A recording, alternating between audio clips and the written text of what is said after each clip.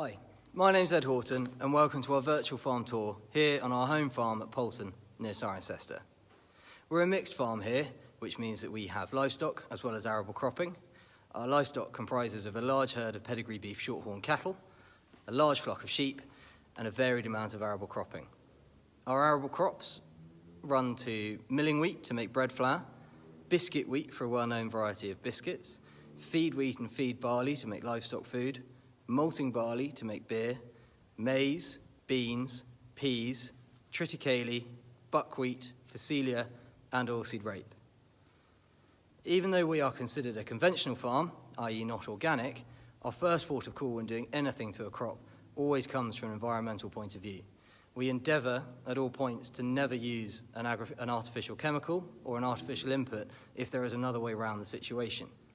Part of being able to do this is having a very healthy soil that can help support and feed the crops that we're trying to grow. Being able to help improve our soils means that we use the livestock in close conjunction with how we crop the arable side of the farm. Part of this is using herb and legume-rich grasslays as a break crop within our arable rotation.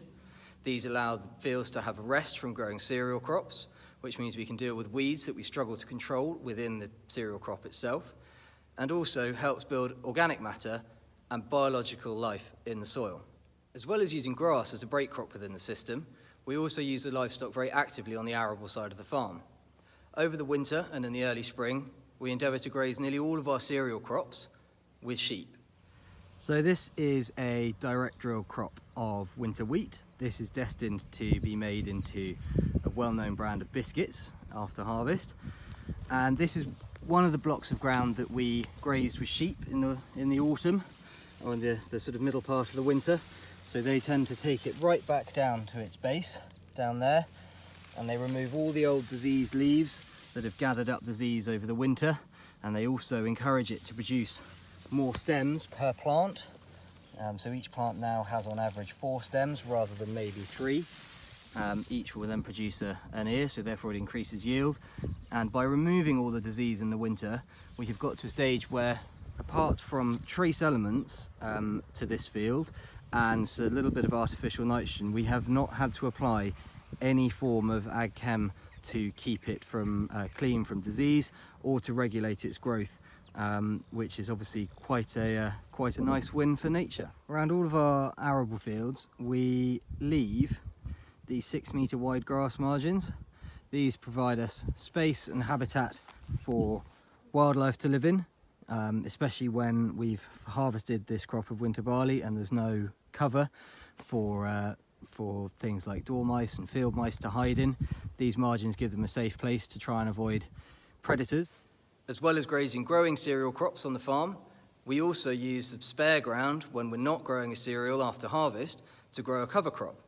These comprise of a mixture of brassica crops, cereals and other broadleaf crops that help to use up any nitrogen that has been left over from the previous cereal crop. Therefore it doesn't get wasted and end up in a watercourse. These cover crops we graze in the autumn with the sheep, and it allows us to fatten lambs at a time of year where grass growth can be very slow and utilises the farm to the best of its ability. The cover crop is then left to grow back over the winter.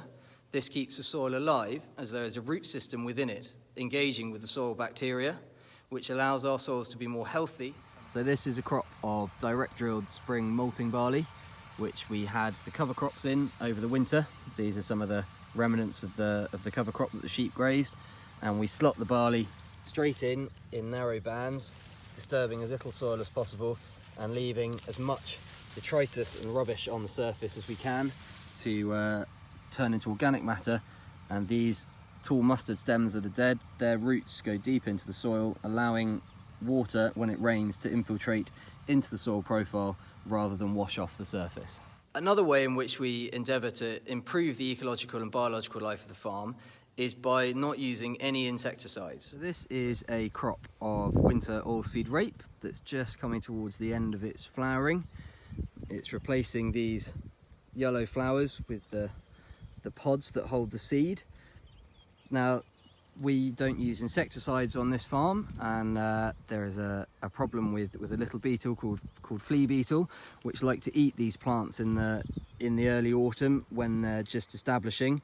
Now, to get round the fact that we don't use insecticides to control them, we plant our oilseed rape with a companion crop. This companion crop is a variety of clovers, and it hides the oilseed rape from the beetle, and then we remove the clover in the early winter and allow the oilseed rape to come up above it, and then it turns into a lovely looking yellow crop like this. Mixed in with the arable side of the farm, we also have a large environmental stewardship scheme.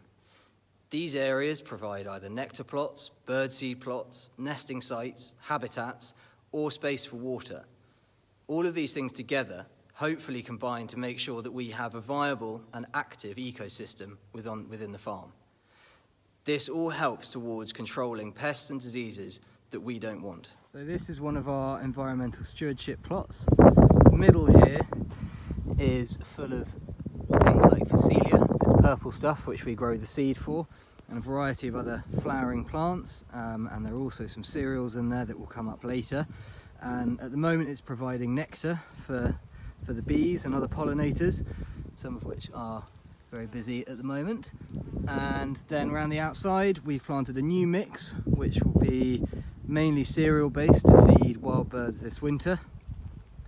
And then just down there where that tractor is, there is another 4 acres of birdseed along the bottom of that field, which joins that wood in the distance all the way round to this wood behind me, meaning we have a corridor for the wildlife to live and move along around our farming, and hopefully we don't interfere with them too much, and hopefully it benefits them. All of these factors combined in the way in which we farm means that we aim to produce high quality, low carbon and environmentally sustainable food to end up on a supermarket shelf for you, the consumer.